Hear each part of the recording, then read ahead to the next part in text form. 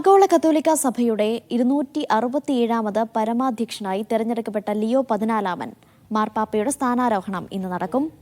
Indian സമയം ഉച്ചയ്ക്ക് 1:30 തിരുകർമ്മങ്ങൾ ആരംഭിക്കുക. സ്ഥാനാരോഹണ ചടങ്ങുകളിൽ പങ്കെടുക്കുന്ന ഇന്ത്യൻ സംഘത്തെ രാജ്യസഭാ ഉപാധ്യക്ഷൻ ഹരിവംശ നാരായണൻ സിംഗ് നയിക്കും. നാഗാലാൻഡ് ഉപമുഖ്യമന്ത്രി യാൻ തുങ്കോ പാട്ടണും സംഘത്തിലുണ്ട്. അജി കുഞ്ഞുമോൻ വിവരങ്ങൾ നൽകാനായി ചേരുന്നുണ്ട്. അജി, ലിയോ 14 എന്ന സ്ഥാനം ഏറ്റെടുക്കുകയാണ്. വത്തിക്കാൻ അതീവ സുരക്ഷയിലാണ്. ലോക നേതാക്കൾ എത്തിക്കൊണ്ടിരിക്കുകയാണ്. അതോടൊപ്പം തന്നെ അമേരിക്കയിൽ നിന്ന് നിരവധി പേർ, ആയിരക്കണക്കിന് പേർ ഈ ചടങ്ങ് വീക്ഷിക്കാനായി എത്തുന്നു എന്നും മനസ്സിലാക്കുന്നു. വത്തിക്കാനിലെ നിലവിലെ സാഹചര്യം എന്താണ്?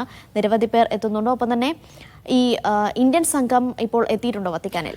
അനീഷ, വത്തിക്കാനിൽ ലോക നേതാക്കൾ ഒന്നടങ്കം തന്നെ വത്തിക്കാനിലേക്ക് എത്തിക്കൊണ്ടിരിക്കുകയാണ്. ആഗോള കത്തോലിക്ക സഭയുടെ 267ാമത്തെ മാർപ്പാപ്പയാണ് ലിയോ 14 മാർപ്പാപ്പ. ഫ്രാൻസിസ് മാർപ്പാപ്പയുടെ പിൻഗാമിയായി അദ്ദേഹം ഇന്ന് ഉച്ചയ്ക്ക് ഇന്ത്യൻ സമയം 1:30 സ്ഥാനം ഏറ്റെടുക്കുന്നത്. ഉച്ചയ്ക്ക് 1:30 കുർബാനയ്ക്ക് മധ്യയാണ് സ്ഥാനാരോഹണ ചടങ്ങുകൾ നടക്കുക.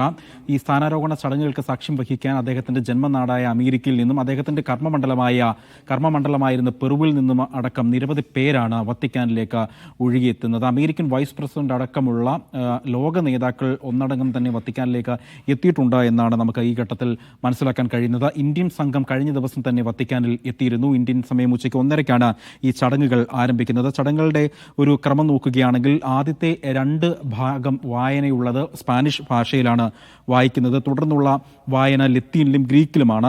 ഈ ഡീക്കന്മാര്, വൈദികർ, മെത്രാന്മാർ എന്നിവരെ പ്രതിനിധീകരിച്ച് 3 പേരാണ് ഈ പാപ്പയെ പാലിയം അണിയിക്കുന്നത്. പാലിയം എന്ന് വെച്ച് കഴിഞ്ഞാൽ മാർപ്പാപ്പമാർ ധരിക്കുന്ന അവരുടെ ഔദ്യോഗിക സ്ഥാനിക വസ്ത്രമാണ് പാലിയം.